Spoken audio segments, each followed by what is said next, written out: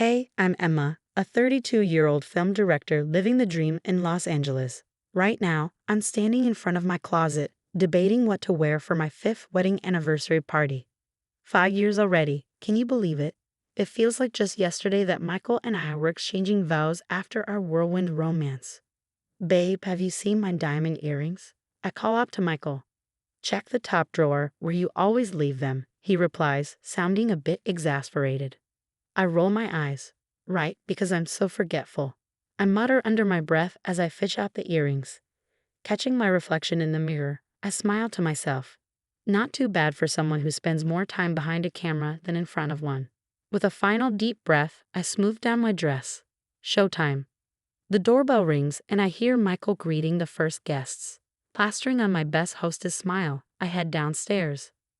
Emma, darling, you look absolutely stunning.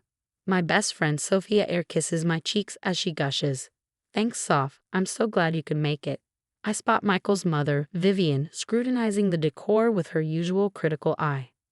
Emma dear, don't you think these centerpieces are a bit garish? She asks. I bite back a retort and smile politely. I think they're lovely, Vivian, but thanks for the feedback. Michael slides up beside me, wrapping an arm around my waist. Mom, everything looks perfect. Emma's done an amazing job. His support comforts me, though I notice his grip tightening slightly as Vivian raises an eyebrow. As more guests arrive, including my parents and Michael's sister Rachel, I slip into hostess mode, laughing at the right moments, keeping glasses full, and ensuring the conversation flows smoothly. So, Emma, any new projects in the works? My dad's voice cuts through the chatter, pride evident in his tone. Actually, yes, I'm in talks to direct a new indie film. It's still early, but I'm really excited about it. That's wonderful, sweetheart, my mom chimes in. Out of the corner of my eye, I see Michael's jaw clench. We haven't exactly talked about this project yet, and I know he's not thrilled about the hours of demand. The atmosphere feels off. Maybe it's Vivian's constant whispering to Michael or the sympathetic glances Rachel keeps throwing my way. But I push those thoughts aside. It's our anniversary after all.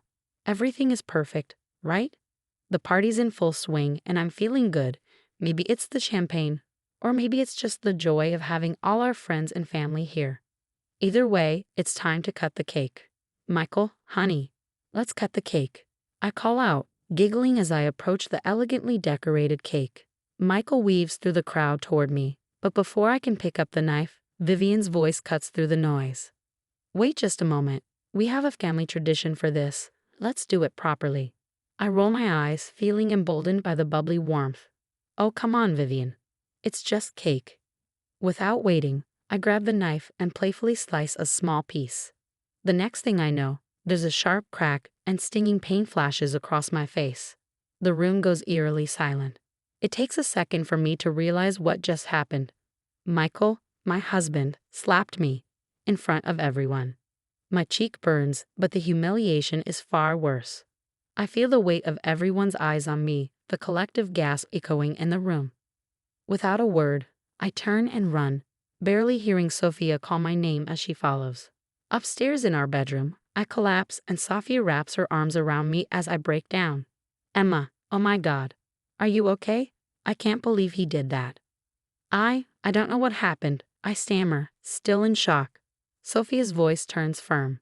Emma, listen to me. This isn't okay. You need to leave him. This isn't the first time he's been controlling. You know it. I hear raised voices from downstairs. My dad's fury cuts through the murmur. How dare you put your hands on my daughter? I bury my face in my hands. This can't be happening. It's all a misunderstanding, right? Sophia's phone buzzes. She glances at it, her face hardening. It's a text from Rachel. She says you won't believe this. Vivian's actually praising Michael for what he did. She's recording it. I feel sick. How did everything go so wrong so fast? Emma, Sophia says gently, you don't have to go back down there. We can leave. Right now. But I shake my head. No, I need to fix this. It was just a misunderstanding. Despite Sophia's protests, I reapply my makeup, carefully covering the red mark on my cheek. I force a smile, though it feels like it's cracking at the edges, and head back downstairs. The party is still going, but the atmosphere is thick with tension. I hear whispers, catch sideways glances, but I push through. Everything's fine, I announce, my voice only slightly shaky.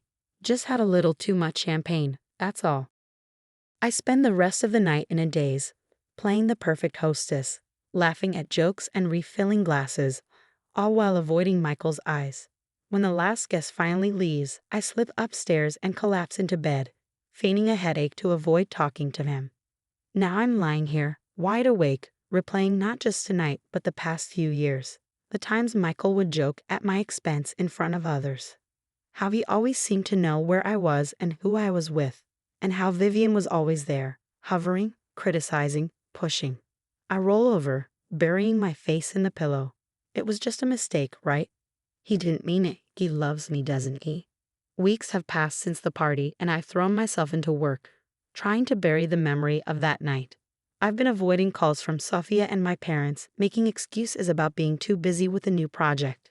It's easier than facing the truth. Emma, we need to go over these storyboards. Jack, the new producer, says as he walks into my office. I look up, startled. Oh, right. Sorry, I was lost in thought. Jack smiles, and for the first time in weeks, I feel seen. No worries. How about we grab some coffee and go through them? As we work, I find myself relaxing. Jack actually listens to my ideas, values my input. It's refreshing. Then my phone buzzes. Sophia again. I silence it quickly. Everything okay? Jack asks, concern in his eyes. I force a smile. Yeah, just personal stuff. Later that day, I finally cave and call Sophia back. Emma, thank God, she says as soon as she answers. We need to talk. Can you meet me? There's something in her voice that makes me agree. An hour later, I'm sitting across from Sophia and Rachel in a quiet cafe, my stomach in knots. Emma, we found some things, Sophia starts, her voice soft. Rachel, show her. Rachel slides a folder across the table toward me. I'm so sorry, Emma, but you need to see this. My hands tremble as I open the folder. Financial records, emails, photos. My world starts spinning. He's been embezzling from your company, Sophia says gently. And that's not all. Rachel pulls out her phone and plays an audio recording. I hear Michael's voice, followed by Vivian's. We need to get control of her assets before she catches on, Michael says. Once the divorce is final. I feel like I'm going to be sick. Divorce? But Rachel's face is full of sympathy, and I know there's more. He's been having an affair, she says quietly, with his assistant. The cafe suddenly feels too small, the walls closing in. I stumble out onto the street, Sophia and Rachel right behind me. Emma, breathe, Sophia says, grabbing my shoulders. I know it's a lot, but we're here for you. As the shock begins to wear off, anger rises in its place. How long have you known? I ask, my voice unsteady. We started digging after the party, Rachel admits. I couldn't stand by any longer, not after what he did. I take a deep breath, trying to steady myself. What else? They exchange glances before Sophia speaks. Vivian's been spreading rumors, trying to ruin your reputation in the industry. I laugh bitterly. Of course she has. Rachel hesitates, her voice soft. There's something else, Emma. Michael. He's planning to file for divorce. He wants control of everything you've built. I feel like I've been punched in the gut again, but beneath the pain, there's something else. Determination. No, I say, my voice firmer than I feel. No, he's not going to take anything from me, not anymore. Sophia squeezes my hand. What do you want to do? I straighten up, meeting their eyes. I want to fight back. I want to protect myself, my career, everything I've worked for. And I want Michael to pay for what he's done. Rachel nods. We're with you, Emma, all the way. As we start to plan our next move, a strange mix of emotions floods through me. Yes, I'm devastated, but I'm also angry. For the first time in a long time, I feel powerful. Michael thinks he can destroy me? Let him try. I'm done being the victim in this story. It's time to write my own ending. For weeks, I've been working nonstop, setting my plan into motion. Late nights with lawyers, secret meetings with my parents, and endless preparation for tonight's gala. My hands tremble as I adjust my dress, knowing what's about to unfold. You ready for this? Sophia asks, squeezing my hand. I take a deep breath. As ready as I'll ever be. We step into the gala, and I spot Michael and Vivian almost immediately. They're working the room, all smiles and charm. If only everyone knew the truth. Emma, darling. Michael calls out, his voice dripping with false sweetness. Come, let me introduce you to the Spielbergs. I plaster on a smile. In a minute, honey. I need to prepare for my announcement. As I make my way toward the stage, I catch Rachel's eye. She gives me a subtle nod. Everything is in place. Ladies and gentlemen, I begin, my voice steady despite the rapid beating of my heart. I'm thrilled to announce my latest project. It's a story about truth, justice, and the masks we wear.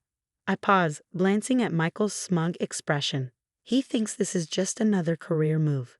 But tonight, it's so much more. Before I tell you about the film, I continue. I'd like to share a different story. My story. The lights dim, and a video begins to play. Gasps ripple through the room as footage of Michael's abuse fills the screen.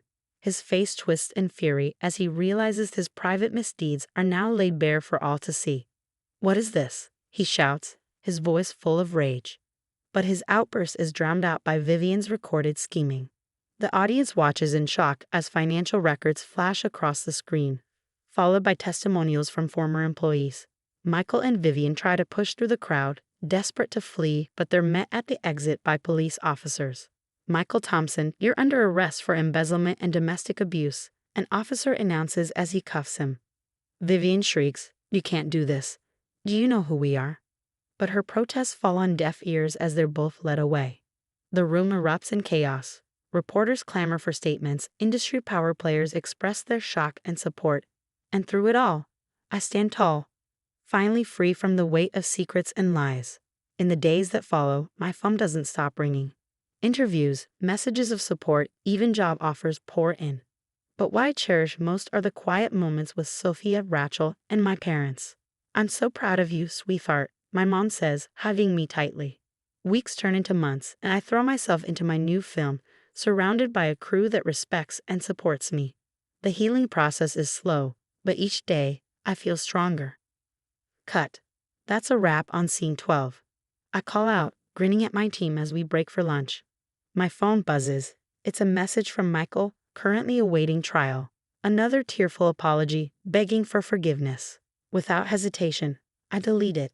That chapter of my life is closed. Hey Emma, Jack calls out, waving a script. Got a minute to go over these rewrites? I smile, feeling genuinely happy for the first time in years. Absolutely. As we walk together, discussing ideas, I realize something profound. My happily ever after isn't about finding the perfect partner or having a flawless life. It's about being true to myself, surrounded by people who genuinely care. The sun is setting as we finish for the day, and I look around at my crew, my friends, my chosen family. This is where I belong. This is my story, and I'm writing every page. All right, team, I say, clapping my hands. Let's get ready for tomorrow. We've got a movie to make. As we pack up, laughing and chatting, I feel a sense of peace wash over me. The future is bright, and this time, I'm in control. And you know what? I wouldn't have it any other way. The story has come to an end, but now I have a question for you. If you were in Emma's shoes, would you have exposed Michael and Vivian publicly at the gala, or handled the situation privately? Share your thoughts in the comments below. Your experiences and opinions matter, and they could help someone in a similar situation. If you found Emma's journey powerful, don't forget to hit that like button. And for more stories of triumph over adversity, subscribe to our channel. Thanks for watching, and remember, your story isn't over yet.